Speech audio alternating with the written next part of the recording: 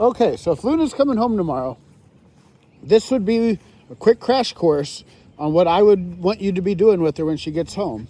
And I can go over this when I drop her off, but this will be a nice little tutorial for you to have so you could look back on. One of the biggest things I would recommend would be having food on you. Just pouring half a cup of food every time you take her outside and start hand feeding. And when you hand feed, you'd be wanting to just pair that with her coming to you, pay food. Just handing out free samples and getting her wanting to be by you. How do you get her to choose to be by you? And it's always acting as if I could care less if she's by me. I just walk away and you get her coming to you. So me doing this, even this little sequence right there would be shaping the recall. Where, what's a recall? When I call her name, she comes to me. How could I shape that? Well, I got to get away from her and get her to come to me. So we're shaping the behavior there. And then all you got to kind of start doing is adding in her name later. But you would first want to shape that of her wanting to be by you. We're just setting the dynamic of who wants to be by who. Who's desperate for who. We never want to be desperate for her. Being desperate for her would be always calling her name. Get over here. We're clapping our hands. We're whistling. She goes that way. I go, all right, see you later. And I come this way.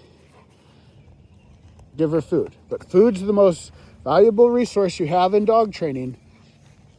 And we don't want to just give up one of our biggest motivators to just putting it in a bowl.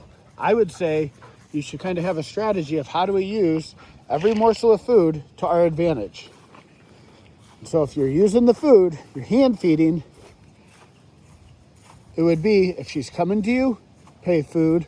You can just hand out free samples if she's by you. Then the other one would be laying down by you, jumping on something. So that platform over there would be another thing we want to pair all the food with, because we can start building drills and sequences around this platform. So she jumps on there, so we can start charging this as a spot to be. So you go away, jump up there, food. You don't want to make it too complicated. You want her to see easy paths to success. We want her to pair you with, wow, this is a really easy way to get food. I should be by him because he's got everything I want.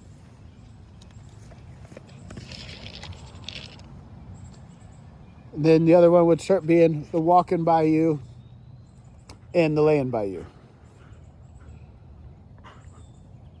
So this is how I would do it. The other one would be you can just sit here and get her to figure out how to get the food from you. And this would be kind of the default down. So I wouldn't do anything. And I'd let her figure out how to extract food from me. But what we want is to use every morsel of food to our advantage. So the big one with her would just be walking away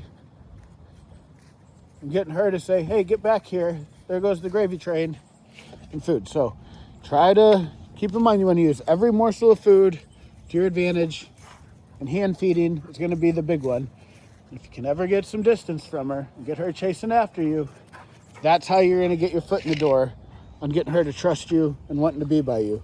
And that's the biggest thing with a dog like her who has so many nerves working against you, is how do we get you more comfortable? How do I build a bond? How do I get you to trust me? And it's distance and speed and free food. Easy paths to success.